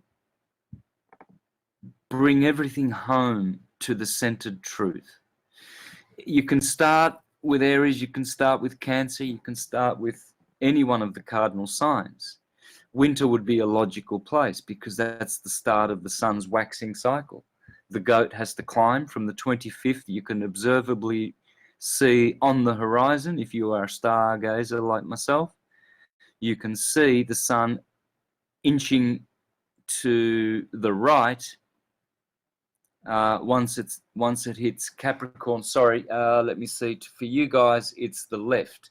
You'll see from the northern hemisphere when the sun hits the solstice on the 21st of December, it just sits there for 3 days and then begins inching to the left as it goes toward the Tropic of Cancer. You can see it moving if you have your markers ready and you're watching the horizon, as I used to do every year in Australia. So what you're seeing there is a starting point. But really, when you understand how waves work, you would want to bring the beginning to the center at the equator, where Aries and Libra are at the equinoxes, because there's no extremities. Everything is balanced and centered. You see, Capricorn is over to the right, Cancer is over to the left.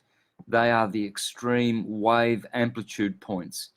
The crab is crabby and the goat is capricious. And, well, why? Well, see, one is water and one is earth. Of course, at wave amplitude, you're going to have the feminine material energy represented, the heavy frequencies. Of course, there's going to be water, cardinal water over to the left and then, or to the top, however you're envisaging, the expression of the wave. I like to look at it as a helix, not as a spiral. A spiral is two-dimensional. So if you look at it as the wave as helical, and you'll see it going through a tunnel, like a Birkeland current tunnel, very electrical, you will see that there will be 4 cardinal points around that circle. And every circle has 4 cardinal points. So, but if you're thinking astrologically, you'll bring everything back to the center and you'll realize that the starting point of the natural wave is the 21st of April, March. And so that's when everything begins from a balance point, right? And then the story gets unfurled from there. All of a sudden, the sun now goes away from that beautiful balance point and seeks unbalance. It's looking for summer. It's looking for the polarity of summer. So it climbs up to the watery skies of Cancer and closer to the center of the earth at the North Pole, and brings about a polarity, warmth, vegetation, chlorophyll, photosynthesis. And then when it reaches that, it must then climb down the ramp or descend down the ramp and to the Tropic of Capricorn at the other extremity, where it brings another capricious element, unbalance, cold, the polarity of coldness. So every part of the circle can be vying for starting place, but it's always good to let nature itself talk to you and tell you where it wants to begin and where it wants to perhaps finish its cycle. So Aries is the blossom. No other place in the year do you see this blossoming. And the blossom would be the journey of all the fruits that begin with flowers. You see, so this happens at the equinox, at the Lamb of God. The beautiful white wool represents the white blossoms in the spring. And then you see the year as it unfurls. Summer comes along and ripens the fruit, and Virgo is the harvest. And then begins the 180 days of winter. And so the winter was considered to be infernal or invernal, same word. So invernal would mean winter, and infernal is pretty much a derivation of the same root. And it is the cold tomb of the winter, and that's why it's called autumn. The autumn ushers in the winter, the infernal, invernal season. And then it closes off the year. Then again, there's another way of looking at cycles. Every cycle begins with, there are 4 humours: moisture, dryness, hot and cold. And every cycle begins with moisture. Then moisture generates heat, heat generates dryness, dryness generates cold, cold generates moisture, and on and on and on goes the cycle. And you can see this in every cycle. The human lifespan. If you divide the human life into 4 different sections, the first would be the moisture. We are born very moist.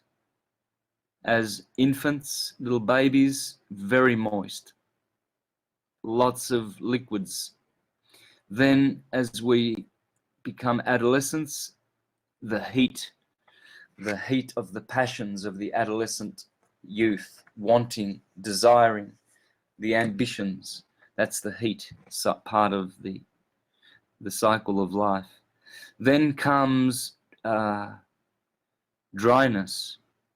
The human organism begins to dry up, the bones dry up, the skin, the flesh becomes dry. You can see wrinkles start, grey hair. This is a sign of not enough oils flowing and blood circulating to carry those oils, and the nervous system is drying up, the tree of life. And then as they get older, they get colder. And of course, when you do die, one way to tell whether someone's dead is to feel their body, There's no more warm blood. It's cold. And you see that cycle again in the daytime. Every morning is moist, there is dew. Every afternoon is warm, the warmest part of the day. Then comes the dry as the sun sets, and then in the night is the very, very cold. And then again, the morning comes, moisture. Same with the year, moist spring, hot summer, dry autumn, cold winter. So astrologically, you are put in a very beautiful advantage when you see cycles acting and reacting in this way. Only do waves do this all the time. They're always moist at the beginning, then they heat up, then they dry up, then they get cold. Your 4-stroke engine, your 2-stroke engine, anything, it's all the same. The beginning stroke is moisture, where the valve opens and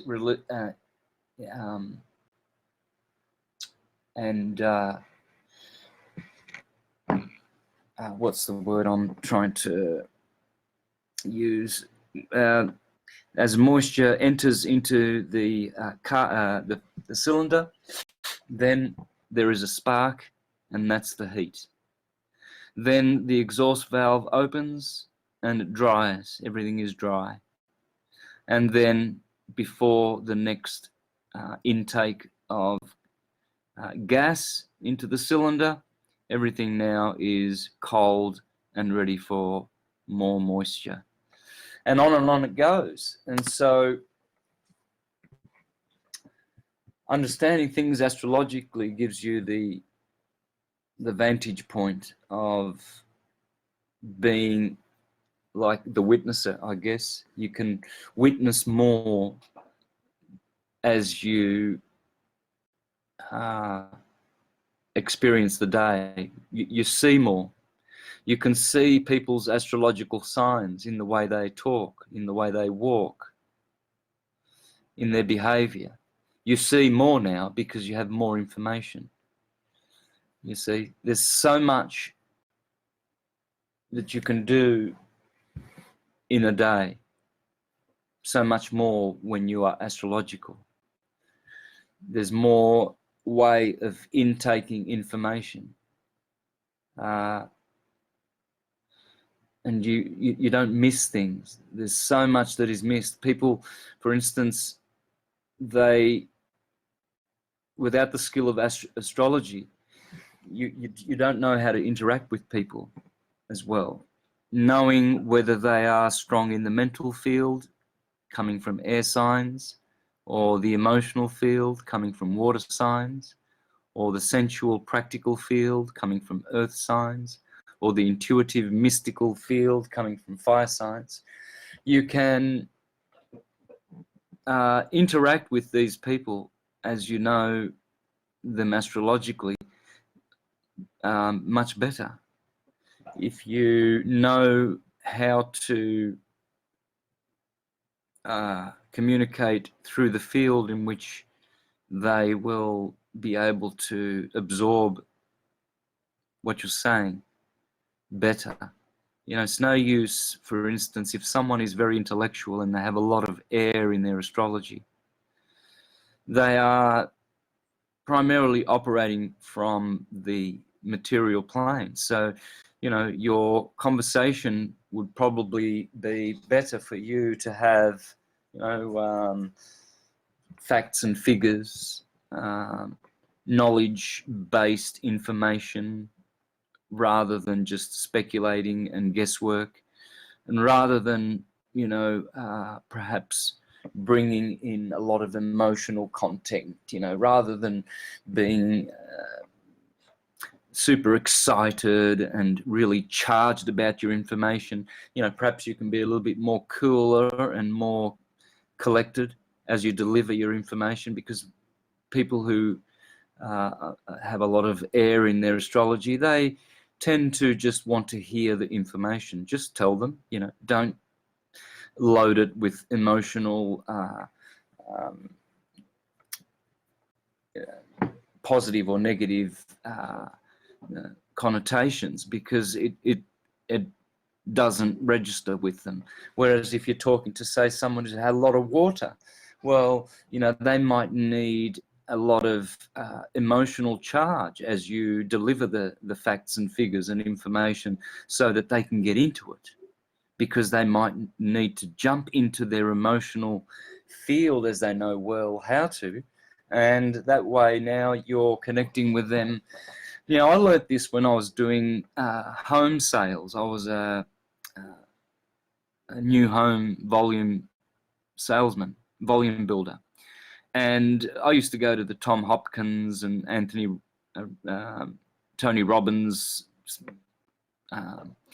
presentations and seminars when they would go out to Australia and do their teachings. And my company would pay us to go, you know, spend the day to hear the world's best salesmen and their techniques. And they would teach similar things, but not astrologically, of course, because, well, that's not going to favour them, because they want to be, you know, the owners of their own teachings. They don't want to show you that it's all astrological in the first place so that, you know, they can't make money out of it.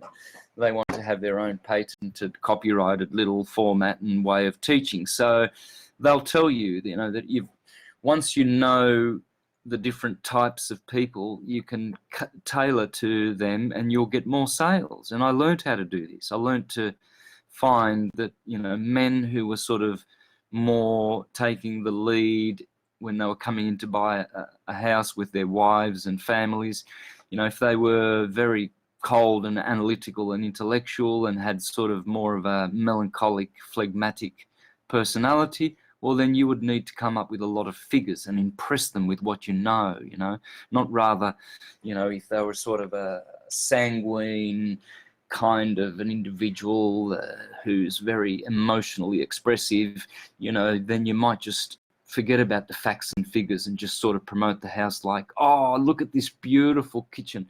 Isn't it great the way it makes you feel, you know, at home, and it's easy to work with. The sink's over here, and then and the fridge is over there. It's easy to get access to, and it just makes you feel all warm and fuzzy. And so as a salesman, you have to be in tune to your customers as they come in, one from another. And you have to adapt yourself, you know, like the Apostle Paul said, be all things to all people. To Jews, be Jews. You know, to Greeks, be Greeks. To Romans, do as the Romans do. And so not to compromise yourself and to, not have your standards and just when it comes, but to be able to fit in, to find common ground with people and work on that. And the best way to do it is astrologically. You know, without astrology, you're just so limited. All right, I'll hand it over to someone else. Thank you for that, Santos. Giving us lots to think about there. Claudio, did that answer for you? Yep, 100%. 100%. I mean, To's got a whole lot of knowledge and wisdom that he loves sharing, and we're invigorated to be able to be on the receiving end. I specifically liked your analogy of all the cycles of life, and even putting it to a vehicle. I've never heard that one with a vehicle before, so that's something I'll be honoring you with repeating that one. And so I just like to say that this cycle of life is starting over again as Eris, Mayat, Mtekawado, Madonna, La Befana, White Buffalo Calf Woman, Isis, whatever you want to call her. I like to call her Mama. So Mama is an easy one for me, and Mama's coming back in our head. And that cycle of life is starting again. We've lost our way. We've gotten cold. Everybody wants to steal from everybody. Everybody wants profit. They put profit before profit, the right profit with the PH. So to me, it's really invigorating that Mama's coming into our heads, into our claustrum, and she's going to be doing a cleanup. So it's invigorating. People are going to blossom, and we are already blossoming. Oh, thanks, Claudio. Thanks for that. David, do you want to add anything?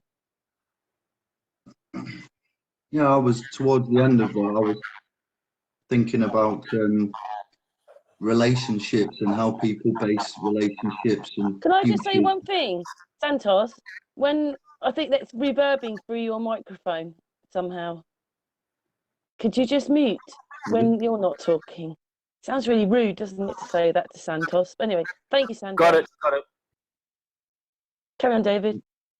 Yeah, there was some kind of echo, and you are very professional, sister. We know that you don't do it out of power because you've got the power there. But no, it's fixed it. Look, well done. You are very wise. And the thread was, I was reflecting upon Santos on about the correlation of the planets and the energies and the attitude types. I was sat here, brother, grinning. I was thinking, oh, energies, deliverance, passion, emotions. I'm not too proud to say, yeah, I'm working on certain aspects of my cup that runneth over with my typical Taurus, star sign. So I did reflect there. You actually made me look in on myself, and I was grinning, but I was I was inside David then. I was above and in all over. But thank you for that.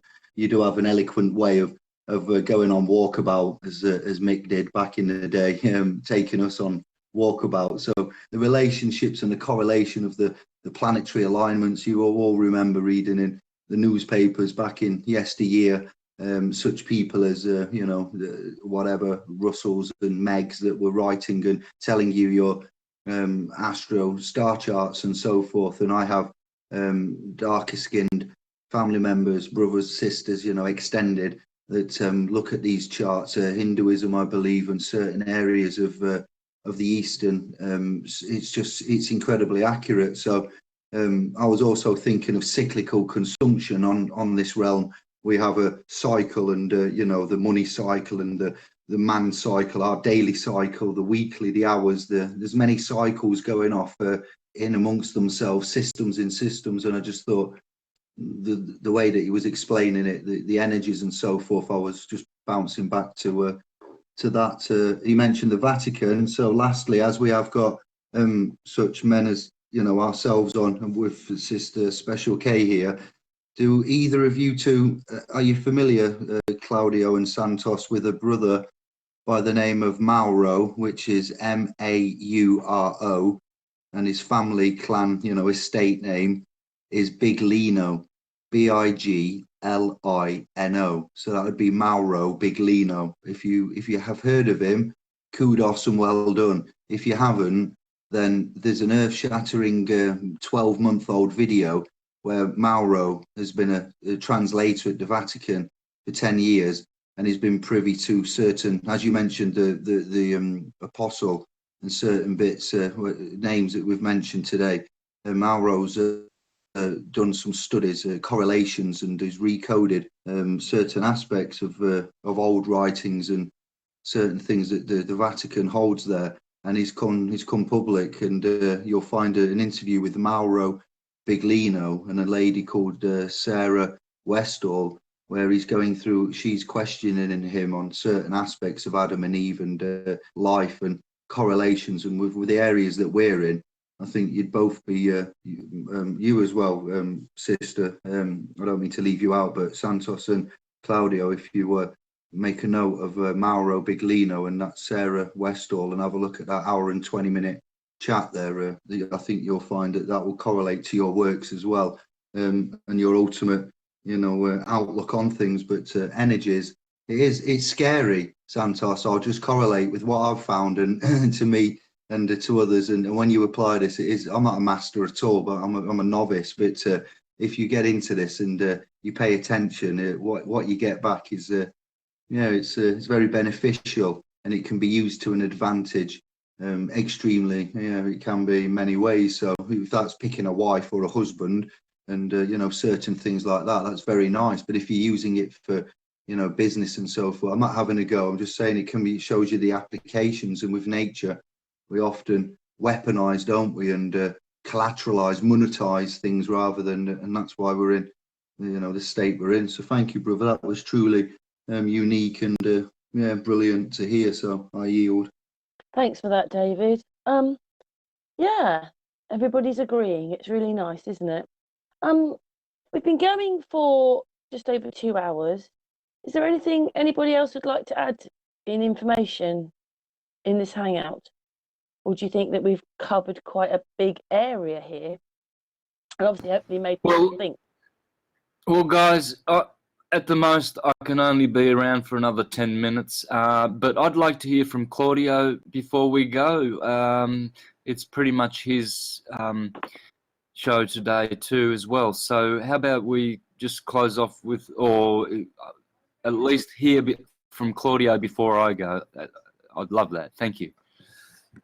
Okay, if we do that, but it's nice to say goodbye, you know, together. So we'll finish the hangout and say goodbye when we're not recording it. But carry on, Claudio. Yeah, this has been very, very invigorating, and it's nice to meet with amazing people. And Santos, you, I mean, you're a legend in many people's eyes for all the work you've done. It's every time I watch any of your stuff, your beautiful syncretism, and even today I learned and made a lot of notes, and I know I'll be going further with more and more studies. It's invigorating. It's awesome to see people come together with the same cause, and it's going to be fantastic to see what the future lies for us. And I know you're an Aries, and it's just going to be exciting to see how everybody gets lit up with this beautiful luminary coming into our top chakra. So I did make a note, Brother David, on Big Lino there. I haven't heard of him, and I've already got the video ready to play. So I'm very, very, very, very excited to have had this moment to spend with everybody and with Santos here. I really appreciate it. Santos has any words and anything he'd like me to look up or do, because hey, this is my life now. It's the alignments, the epiphanies, the guidance, the animal guidance that I'm getting, spiritual clouds, luminaries, people. When anybody speaks, there's always a message in there, whether you know them or not, whether you like them or not. There's always something. There's always a hidden message. And when you're in tune with that, it's just you're getting an amazing guidance. And I think that's what's happening with Mama coming into close to our claustrum and starting to peek inside. It's really amazing.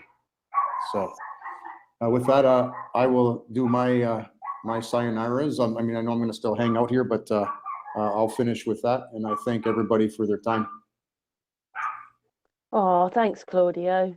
David, do you want to say anything else?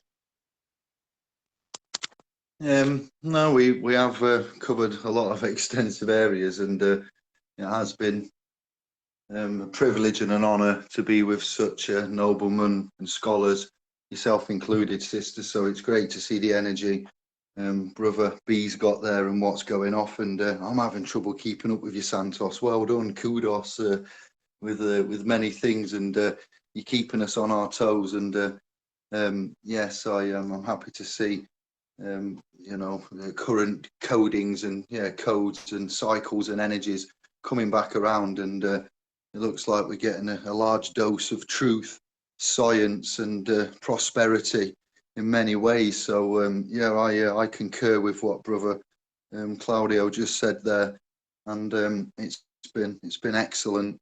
It's flown by again very fast, and I know your time's important, so we're very grateful, and have told me to say hello, thank you, lots of love, and continue the good work. I yield. Thanks, David. Thanks for that. Well, thanks for the comment as well, but I can't say what you three can say. I'm just here to help you talk. Santos, is there anything you want to add? No, not really. Thank you, Claudio. Appreciate your share. Please continue and let me be updated on anything else you come up with. I'll go to your YouTube channel and have a look at the other vids. What's the name of it again? It's just my name, brother, Claudio Salvaggi, and of course Aiutami, which is an Italian mean help me, right? Aiutami. Yes, exactly. Wow. Well, in a sense, Claudio could send it to me and I can send it to you. Right. And yeah, and then you can, yeah, well, or talking anyway. But it's been a really, really great hangout. Thank you so much for all your time and effort, all of you. It's really great. I hope people are thinking more now. And the being in touch bit, I think, is one of the most important parts. But Santos, Claudio, and David, thank you so much. Oh, sorry, Santos has gone. I just accidentally cut the recorder off right at the end. Santos has just gone, by the way. Was hoping to say goodbye to him, not recording. But anyway, sorry. Bye, everybody. We're going now. Thanks very much for listening.